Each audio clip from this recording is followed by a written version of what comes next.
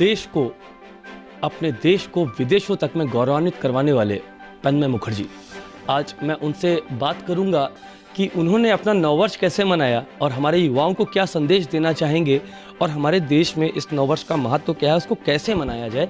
ये बहुत ही विशेष बात है और अपनी जो कला को इनकी प्रतिभा है वो बहुत ही विशेष रूप से कुछ वाद्य यंत्रों को बजाने की है। मैं सबसे पहले तन्मय जी आपको नमस्कार कहना चाहूँगा। मैं आपसे जानना चाहूँगा आप इस कला और इस क्षेत्र में कब से हैं? अवनीश जी, ये मेरे को हो गया है करीबन अब म्यूज़िक लाइन में होते होते प्रोफेशनली कहें तो 15 साल हो गए हैं। और 15 साल में मैंने जर्नी अपने स्कूल लेवल से स्टार्ट की थी इस संगीत क्षेत्र में। और आज आप लोग के आशीर्वाद से देश विदेश में सारी जगह मैं शोज़ करके अपना म्यूज़िक को, जो हमारे भारतीय म्यूज़िक है और हमारा इंडियन म्यूज़िक है, उसको हम एक नए लेवल पे लेके गए हैं। किन किन विधाओं में आप संगीत को और वाद्य यंत्रों को प्ले करते हैं? मैं एक्चुअली, मेरा जो मन है और मेरा जो शुरू से रुझान है वो है फ्यूजन म्यूज़िक की तरफ। तो फ्यूजन म्यूज़िक में क्या है कि हम अलग अलग वैरायटी की म्यूज़िक को ब्लेंड करते हैं, यानी हम दोनों को मिक्स करके एक नई टाइप की म्यूज़िक क्रिएट करते हैं, ताकि वो ऐसी म्यूज़िक हो एक बच्चे से लेके और एक बूढ़े तक हर तरीके के वर्ग के आदमी को वो पसंद आए। ऐसा नहीं कि जैसे गज़ल है तो वो एजेड लोगों को ही अच्छा लगता है और कोई डांस म्यूज़िक है तो बच्चों को ही अच्छा लगता है। तो मैंने एक ऐसी म्यूज़िक पे वर्क करता हूँ जो हर वर्ग का, जो हमारा एक आदमी है और हर वर्ग के लोग हैं उनको पसंद है। तो फ्यूजन म्यूज़िक ऐसी म्यूज़िक है जो सब तरीके के लोगों को पसंद आती है। तो मैं इस पे ज़्यादा, मेरा है कि हम इस पे इंक्लिनेशन कि हम ज़्यादा फ्यूजन म्यूज़िक पे काम करें और अभी तक करते हैं। ये जो वाद्य यंत्र अभी आपके सामने रखा हुआ है, इसका नाम क्या है, इसको कैसे बजाते हैं और क्या करते हैं? ज़रा सा आप थोड़ा सा बजा के हमारे दोस्तों को भी दिखाएं, इसका नाम बताते हुए। इसको बोलते हैं हैप्पी ड्रम्स। ये आपको ऑलरेडी हैप्पी कर देगा। तो इसके एक्चुअली जो मेन जो बड़े इंस्ट्रूमेंट्स होते हैं उसको बोलते हैं हैंड पैन्स। ये एक मेटल का ऐसा इंस्ट्रूमेंट है, बट ये छोटा वर्जन है, तो इसको हैप्पी ड्रम्स बोलते हैं। इसको रबर के स्टिक से प्ले करते हैं। तो ज़्यादातर आप देखोगे कि जो इसका साउंड है वो मेडिटेशन के लिए बहुत इस्तेमाल किया जा सकता है, क्योंकि ऐसा सूदिंग म्यूज़िक है जो आपके इसके जो वाइब्रेशन है वो डायरेक्ट आपके हार्ट को टच करती है। तो जैसे भी हमने कोई म्यूज़िक बजाया,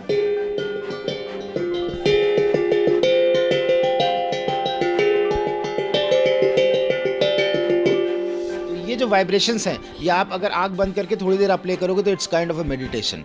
तो ये मेडिटेशन के लिए बहुत अच्छा है। तो मैं इस पे कुछ आजकल नई चीज़ें स्टार्ट की हैं कि इस तरीके का संगीत भी लोगों तक पहुंचाया जाए, ताकि आजकल के जो टाइम में लोग इतने बीमारियां आ गई हैं और इतना वायरस आ गया, जो परेशान है मेंटली, उनके लिए कुछ म्यूज़िक से नया हो पाया उनके लिए घर में। आप इस साल नया वर्ष का आज पहला दिन है, नववर्ष का, अंग्रेजी नववर्ष का पहला दिन है। तो मैं पूछना चाहूँगा कि आपने ये नववर्ष कैसे मनाया कल रात को, और आज की डेट में आपका क्या प्लान है आज की तारीख? जी, नववर्ष कल का तो हमारे जो भी रूल्स रेगुलेशन थे हमारे शहर के कि भाई कर्फ्यू लगा हुआ है, तो हमने उसका पालन करते हुए हमने कल जितने भी हमारे इवेंट्स थे ऑलरेडी हमने मना कर दिया था, क्योंकि मैं किसी भी कानून का उल्लंघन हम नहीं चाहते कि हमारे वजह से हो।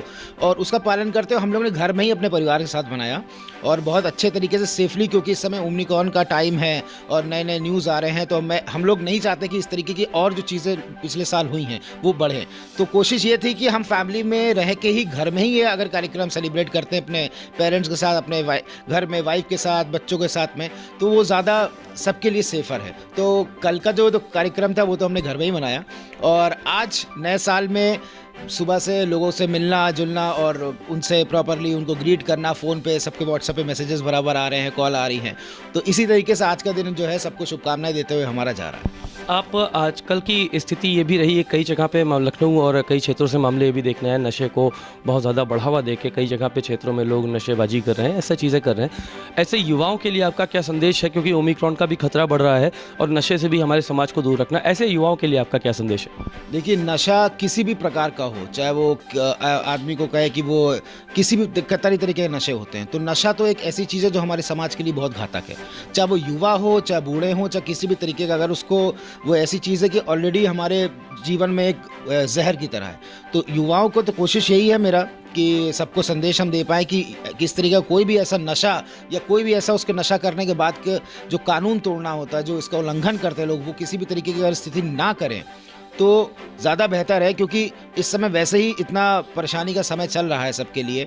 और युवा अगर इस तरीके की हरकतें करेंगे और सड़क पे जा रहे हैं और उनको भी कुछ हो जाए तो उनके परिवार वालों के लिए और उन बाकी फ्रेंड्स के लिए, सबके लिए बहुत ही एक दुखदाई चीज़ होगी। तो मेरा तो मानना है कि किसी तरीके के ऐसा नशा करके कोई भी ऐसा काम ना करें कि लोगों तक एक गलत मैसेज जाए और अपनी भी हानि हो। अच्छा, मैं एक चीज़ और पूछना चाहूँगा। ये जो आपने अभी हैप्पी ड्रम बजाया, उसके नीचे एक छोटी सी इंस्ट्रूमेंट और रखा है, ये क्या है? और इसको भी कृपया हमारे दर्शकों को एक बार प्ले करके दिखाएं, संगीत के प्रति उनका भी रुझान बढ़े। ये एक्चुअली एक टाइप का इंस्ट्रूमेंट है, इसको बोलते हैं कहोन। तो ये कहोन है जो ये 8 स्क्वायर शेप में है, ठीक है। तो इसको आप बोल सकते हो ऑक्टा कहोन, और इसका इंग्लिश में नाम है। तो इसको हम जब भी कोई थाप या रिदम देना हो किसी भी गाने में, तो उसके लिए इस्तेमाल करते हैं। जैसे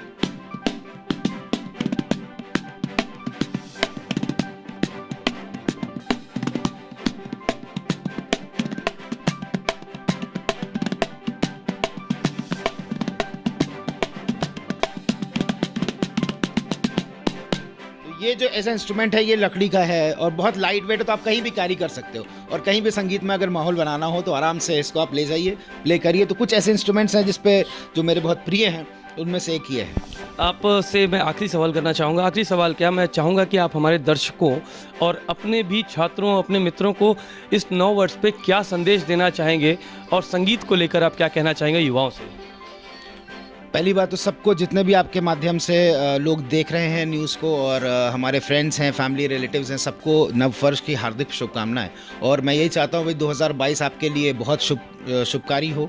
और जितने भी जो गलतियाँ लास्ट 2 साल से लोग कर रहे हैं, मास्क नहीं पहन रहे हैं और भीड़ में जा रहे हैं, वो गलतियाँ इस साल अगर ना दोहराएं तो शायद सबकी जान बच सकती है उससे। और सबसे बड़ी बात, बहुत से ऐसे लोग हैं जिन्होंने वैक्सीनेशन भी अभी तक नहीं करवाया। तो मेरा रिक्वेस्ट है सबसे पहले आप वैक्सीनेशन करवाइए, ताकि आप अपने को सुरक्षित रखते हुए अपने फैमिली को और सबको, जब आप समाज को सुरक्षित रखेंगे तो आई थिंक ये वायरस भी जल्दी ख़त्म हो जाएगा और इस तरीके की महामारी फिर नहीं आएगी। अगर लोग खुद ही से इतना कॉशियस हो जाए कि नहीं, हमको वैक्सीनेशन टाइमली हो जाए और सारी चीज़ें हो जाए उनके साथ, तो आई थिंक ये इस महामारी को भी टाला जा सकता है। तो मेरा रिक्वेस्ट है सबसे कि सबसे पहले वैक्सीनेशन कराइए और कहीं भी जाइए तो मास्क पहन के जाएं। और सैनिटाइज़र, जो भी गाइडलाइंस हमारी सरकार की तरफ से दी जा रही है, WHO की तरफ से भी दी जा रही है, उसका पालन करिए। और जो भी गलतियां हुई हैं लास्ट ईयर, चाहे वो अनजाने में ही हो कि मास्क नहीं पहनना और भीड़ में जाना, तो वो सब गलतियां एक हमारे लिए सीख थी, जो इस साल ना दोहराए तो ज़्यादा बेहतर है। गलतियां हमारे लिए सीख थी और सीख रहेंगी।